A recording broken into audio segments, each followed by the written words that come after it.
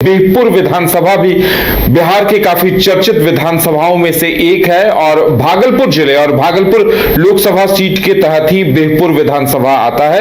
और बिहपुर के समीकरणों की बात करेंगे तो बिहपुर में भी हमारे साथ हमारे वरिष्ठ सहयोगी राकेश रंजन जी हैं। राकेश जी, बिहपुर के समीकरणों को इस बार आप किस तरह से देख रहे हैं और क्या इतिहास रहा है वहां का? देखिए, बिहपुर विधानसभा क्षेत्र जैसा आपने कहा बिहार के महत्वपूर्ण विधानसभा क्षेत्रों में से एक है। आपको बता दें कि भागलपुर जिले में जो पहला गंगोता विधायक चुने गए वो बिहपुर से ही चुने गए थे और यहाँ पर ब्रह्मदेव मंडल जो है वो आपको गंगोता समाज से आते हैं, वो यहाँ पर विधायक बने थे। उनके निधन के बाद जो है बूलो मंडल का बिहपुर की राजनीति में उदय हुआ। उन्होंने कई चुनाव यहाँ से जीते। भागलपुर जिले का सबसे छोटा विधानसभा क्षेत्र है बिहपुर। खगड़िया और मधेपुरा की सीमा पर गंगा और कोसी नदी से ये घिरा हुआ इलाका है। और यहाँ पर आप देखिएगा, जब जातीय समीकरण पर हम चर्चा करेंगे कि यहाँ पर भूमिहार और गंगोता बहुल इलाका है बिहपुर।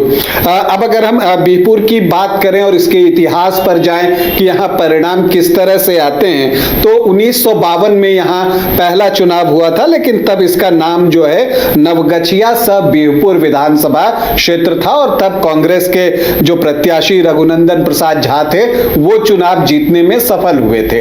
लेकिन आप 1957 से 1977 तक का कालखंड देखते हैं तो यहाँ पर वामपंथ का दबदबा दिखता है। सीपीआई जो है यहाँ पर भारी पड़ती रही अन्य दलों के ऊपर। हालांकि उसका मुकाबला कभी कांग्रेस से कभी भारतीय जनसंघ से होता रहा, लेकिन ज्यादातर अवसरों पर जो है इनफैक्ट 4 बार जो है सीपीआई वहां पर जीतने में कामयाब हुई।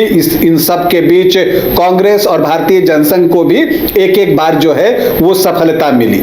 1980 में बीजेपी के गठन के बाद से ही बीजेपी यहां पर चुनाव लड़ना जो है वो शुरू कर देती है और अगले 1 दशक तक जो है बीजेपी का मुकाबला कांग्रेस से होता रहता है, लेकिन कांग्रेस यहां पर बाजी मारते हुए दिखती है। लेकिन फिर जब 90 का दशक आता है तो वहां पर आप देखेंगे कि कांग्रेस का एग्जिट हो जाता है, कांग्रेस उस जगह से निकल जाती है, लेकिन बीजेपी बनी रहती है और उसका मुकाबला जो है जनता नामधारी पार्टियों से होने लगता है। लेकिन जीत तब भी जो है बीजेपी को नहीं मिलती। 80 से वो मुकाबला कर रही है, ज्यादातर अवसरों पर मुख्य मुकाबले में है, लेकिन जीत उसे मिल नहीं रही है। जीत मिली कब उसे? पहले बिहपुर में पहली बार कमल कब खिला बिहपुर में, तो उसके लिए बीजेपी को 30 साल का इंतजार करना पड़ा। 2010 में पहली बार बिहपुर में कमल खिला। हालांकि अगर आप 2000 से देखेंगे तो आप देखेंगे कि आरजेडी और बीजेपी के बीच ही बिहपुर में अभी मुकाबला होता आया है। अब अगर हम यहाँ के आंकड़ों की तरफ बढ़ें तो कुल 17 चुनाव बिहपुर में हुए हैं, जिसमें कांग्रेस को 4 बार सफलता मिली है और सीपीआई भी 4 बार ही चुनाव जीती है और आरजेडी की कामयाबी भी 4 बार की ही है। तो इन तीनों दलों ने बिहपुर की सीट को 4-4 बार जीता है। बीजेपी को 2 बार सफलता मिली है। जनता दल, जनता पार्टी और भारतीय जनसंघ जो है एक बार बिहपुर की सीट जीतने में कामयाब हुआ है। अब सबसे ज्यादा बार किसने सीट जीता? तो शैलेश कुमार मंडल, मतलब कि बूलो मंडल जो हैं वो इस सीट को 3 बार जीतने में कामयाब हुए हैं। इसके अलावा प्रभु नारायण राय भी बिहपुर में 3 बार विधायक चुने गए थे। अब हम आखिरी 3 चुनावों की बात कर लें तो आप देखेंगे कि एक तरह से आरजेडी का जो लालटेन जला है उसमें शैलेश कुमार मंडल का योगदान जो है वो बहुत महत्वपूर्ण रहा है। बूलो मंडल की बात मैं कर रहा हूं और एक दिलचस्प बात यह है कि बूलो मंडल लोकसभा चुनाव के ठीक पहले जो है वो जेडीयू में शामिल हो गए हैं। अब वो आरजेडी जो है उन्होंने छोड़ दिया है और यहां पर जो है जेडीयू ने उन्हें वो सम्मान भी दिया है। अति पिछड़ा प्रकोष्ठ का राष्ट्रीय अध्यक्ष जो है वो बनाया है उन्होंने बूलो मंडल को। खैर बाकी चीजों पर हम बाद में आएंगे। तो 2000 फिर 2005 के फरवरी और अक्टूबर, इस 3 टाइम में बूलो मंडल जो है वो चुनाव जीतते हैं आरजेडी के लिए और फिर 2010 में भी जीतते हैं। नहीं, 2010 में वो हार जाते हैं। 2010 में कुमार शैलेंद्र पहली बार कमल खिला। कुमार शैलेंद्र को 48,027 वोट आए, 41.06%, और जो बूलो मंडल हैं उनको आए 47,562 वोट, मतलब कि 40.66%। और कांग्रेस के प्रत्याशी थे अशोक कुमार यादव, उनको आए 6.28% वोट, मतलब 7,335 वोट। तो एक क्लोज फाइट, बूलो मंडल जीतते जीतते रह गए। 465 वोटों से कुमार शैलेंद्र चुनाव जीते और पहली बार जो है बिहपुर में कमल खिला। 2015 में महागठबंधन बन गया, लेकिन इन सब के बीच जो बूलो मंडल हैं वो भागलपुर लोकसभा से सांसद चुन लिए गए। बूलो मंडल ने उस समय शाहनवाज को, बीजेपी के शाहनवाज हुसैन को पराजित किया था, और उसके बाद से शाहनवाज को भागलपुर से मौका नहीं मिला है, तो उस वक्त जो है बूलो मंडल ने ही उन्हें पराजित किया था। तो वो चूंकि सांसद बन गए थे, तो उनकी जो पत्नी है वर्षा रानी, वो यहाँ पर चुनावी मैदान में उतरती हैं और बिल्कुल आमने सामने का एक मुकाबला यहाँ पर देखने को मिलता है। वर्षा रानी को 68,963 वोट आते हैं, 48.39%, और जो कुमार शैलेंद्र थे बीजेपी की तरफ से, उनको 56,247 वोट आते हैं, मतलब 39.46% वोट। और चौथी बार जो है बिहपुर में लालटेन फिर से जलता है, और इस बार बूलो मंडल की पत्नी वर्षा रानी जो है वो आरजेडी को जीत दिलाती है। फिर 2020 आता है और उस समय जो है जेडीयू वापस से एनडीए में आ चुका था, और यहां पर बीजेपी ने फिर से अपना प्रत्याशी दिया। कुमार शैलेंद्र एक बार फिर से उतरे यहां पर, और उनके सामने इस बार बूलो मंडल ही खुद चुनावी मैदान में थे।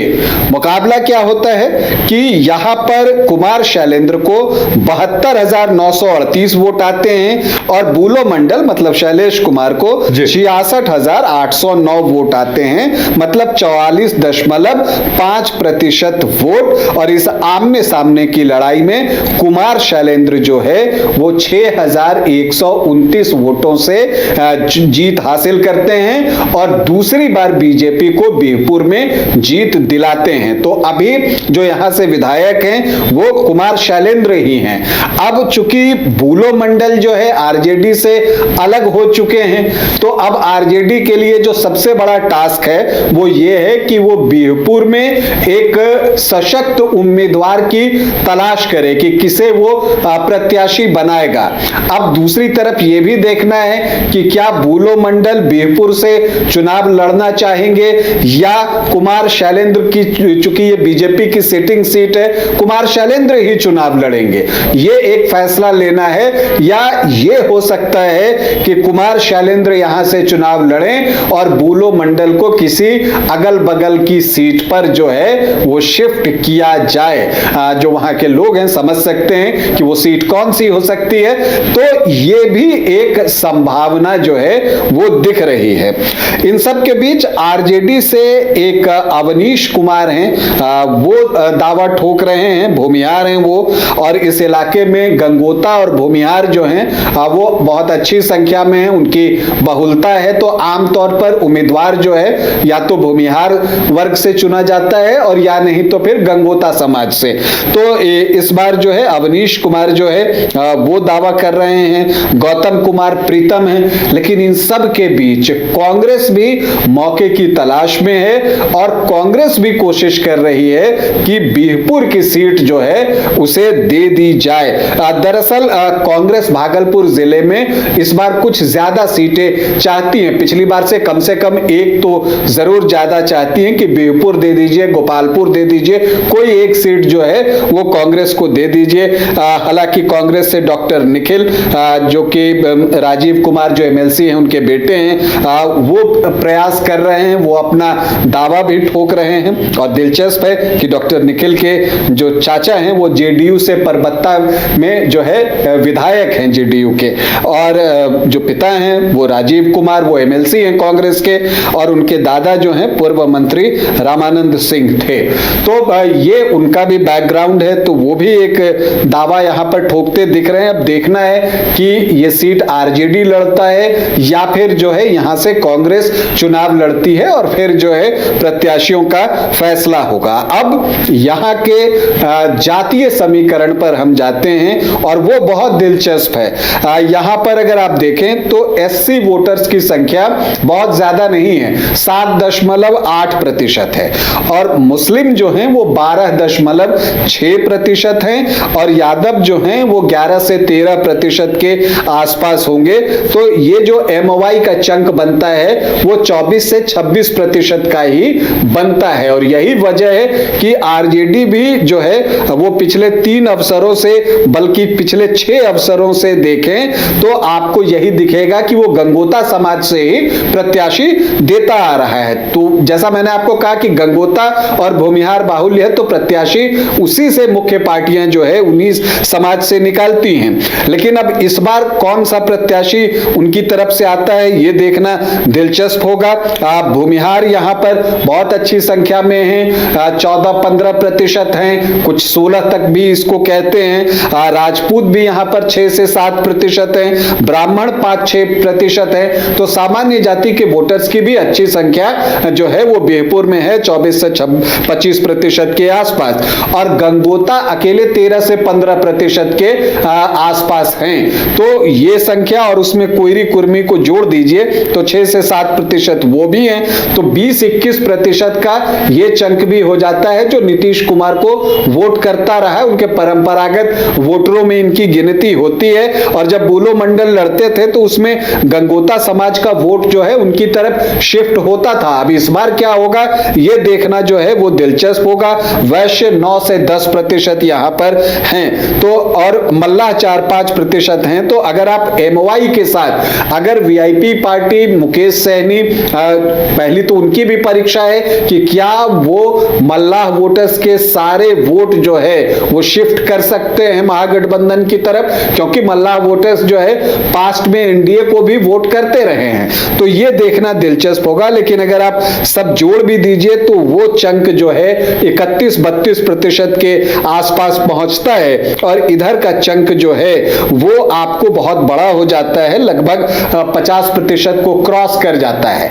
तो इसीलिए आरजेडी की भी मजबूरी होगी कि वो प्रत्याशी जो चुनेगा वो एमवाई से न चुनकर वो जो 2 यहां पर ज्यादा संख्या वाली जातियां हैं, भूमिहार हो या गंगोता हो, उसको प्रत्याशी यहीं से चुनना होगा, ताकि अपने वोटों को इंटैक्ट रखते हुए जो एनडीए के वोट हैं उसमें वो सेंधमारी करे और वहां से वो वोट निकाल कर लेकर आए, तब वो एनडीए को डेंट लगा पाएगा और मुकाबले को रोचक बना पाएगा। तो कुल मिलाकर अगर आप बिहपुर में देखें तो एक रोचक मुकाबला आपका इंतजार कर रहा है। बुलो मंडल के पाला बदलने से चुनाव के परिणाम पर क्या असर पड़ता है इस पर भी सबकी नजर लगी हुई है। यह भी एक जो है फैक्टर होगा इस चुनाव में। इसके अलावा कुमार शैलेंद्र को टिकट मिलता है तो क्या वो तीसरी जीत हासिल कर पाते हैं, यह भी एक सवाल होगा।